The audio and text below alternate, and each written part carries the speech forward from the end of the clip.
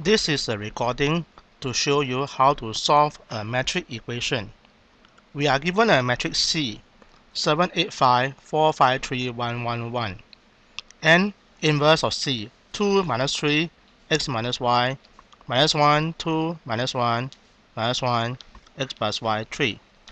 What are the values of x and y? So, first of all, we know that C times C inverse is an identity matrix. That means that these two matrices multiplied together will give you 1, 0, 0, 0, 1, 0, 0, 0, 1. Now to find the x and y, there are a few ways to do this. Since there are two unknown, you need two equations to solve them. So let's pick a simple value. For example,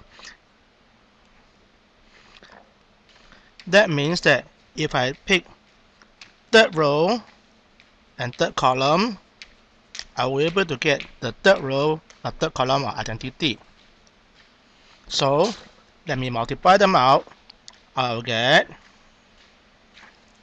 1 times x minus y plus 1 times minus 1 plus 1 times 3 will give me 1.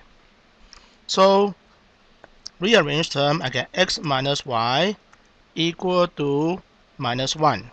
First equation. Now I need another equation that makes use of x plus y. So let's try to multiply third row and second column. By multiplying third row and second column, I should get the third row and second column, which is here. So that means that must be 0.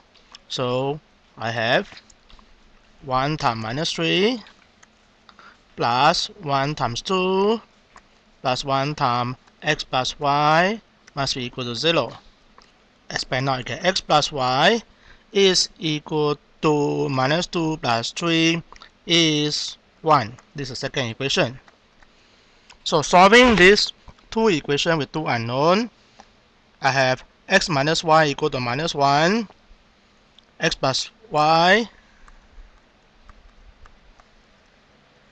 you get easily x must be equal to 0 and y equal to 1.